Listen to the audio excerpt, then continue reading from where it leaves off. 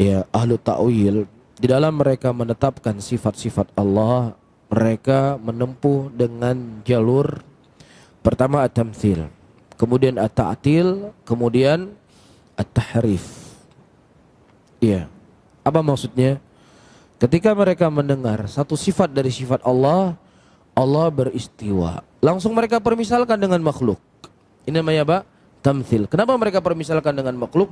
Kalau Allah itu bertempat, berarti Allah itu butuh kepada tempat. Berarti yang ditempati lebih besar dari Allah. Kan itu yang mereka pahami. Tamtsil enggak ini? Tamtsil dengan makhluk. Setelah mereka tamtsil, kemudian mereka ta'til. Oh, enggak mungkin Allah itu butuhkan tempat. Enggak mungkin tempat itu lebih besar dari Allah. Berarti apa? Bukan istiwa, dita'til. Nah, bagaimana dalam Al-Quran Allah sebutkan istiwa? Maksudnya dengan ditahrif, menguasai. Paham? Jadi dulunya tamtsil dulu, kemudian ta'til, kemudian tahrif. Paham di sini? Adapun Ahlus Sunnah, ya, di dalam menetapkan sifat Allah, tatsbit, kemudian tanzih. Apa itu tatsbit? Apa yang datang dari Allah? Allah mengkhabarkan Allah beristiwa di atas arsy. Tatsbit, nutsbituhu. Kita tetapkan Allah beristiwa di atas arsy. Kemudian apa? Tanzih, disucikan. Istiwanya Allah beda dengan istiwanya makhluk. Bisa difahami? Ini thariqahnya. Nah, dari apa sisi yang keterkaitan dari soal? Iya. Allah Subhanahu wa taala ketika beristiwa di atas arasy-Nya, kita katakan Allah enggak butuh kepada tempat. Allah enggak butuh kepada tempat. Ya ayyuhan nas, antum fuqara ilallah wallahu ghaniyyun hamid. Wahai manusia, sesungguhnya kalian semua itu fakir kepada Allah. Kalian semua butuh sama Allah. Gak ada makhluk yang tidak butuh kepada Allah. Walaupun malaikat Jibril diutus oleh Allah untuk menyampaikan wahyu, beliau juga butuh kepada Allah. Begitu juga malaikat yang menurunkan hujan, walaupun ditugaskan oleh Allah untuk menurunkan hujan, Allah gak butuh sama dia untuk menurunkan hujan, tapi dia yang butuh kepada Allah Subhanahu wa ta'ala. Bisa difahami? Nah, ketika kita mengatakan Allah tidak butuh kepada arasy-Nya, kira-kira perlu nggak ditanya di mana Allah sebelum diciptakan arasy? Perlu nggak ditanya? Nggak perlu ditanya karena Allah nggak butuh. Beda sama kita manusia, kita ketika kita tinggal di sebuah rumah, kita butuh dengan rumah. Rumah itu lebih besar dari kita. Nah, misalnya kamu sebelum tinggal di Banda Aceh, di mana kamu tinggal? Oh, saya tinggal di sana di Langsa. Oh, saya tinggal di sana di Medan. Oh, saya tinggal di Loksmawe. Kenapa harus kita tanya? Karena dia butuh sama rumah. Boleh kita tanya. Lah Allah nggak butuh sama arasy, ngapain ente tanya di mana arasy? Di mana Allah sebelum Allah ciptakan arasy? Karena Allah nggak butuh sama itu semuanya.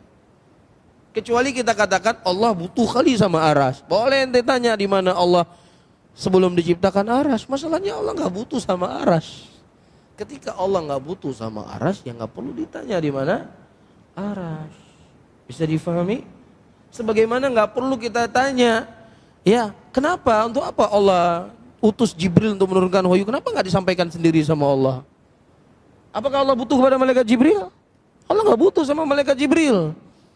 Allah menugaskan malaikat-malaikat penjaga surga, malaikat-malaikat penjaga neraka. Apakah maknanya Allah butuh kepada mereka? Gak butuh. Allah bisa mengatur alam semesta ini semuanya. Tanpa malaikat Jibril Allah bisa mengutus Rasul.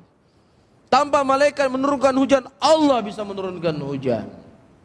Tapi kenapa Allah Subhanahu wa taala menugaskan mereka?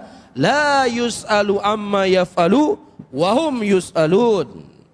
Tidak ditanya Allah apa yang Allah lakukan.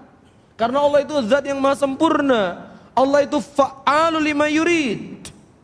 Allah itu melakukan apa yang Allah inginkan.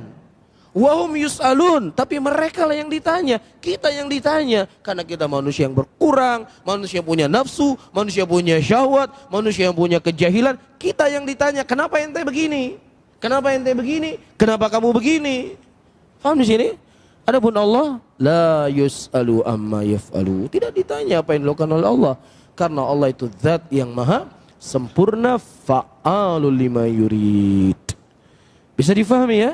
Sebagaimana juga orang bertanya, lah kalau seandainya Allah Subhanahu wa taala turun ke sepertiga dunia, ya. Nanti di Amerika ini malam, nanti di sini siang, nanti Allah turun-turun terus. Ente pikir Allah itu sebesar pesawat apa? Hah?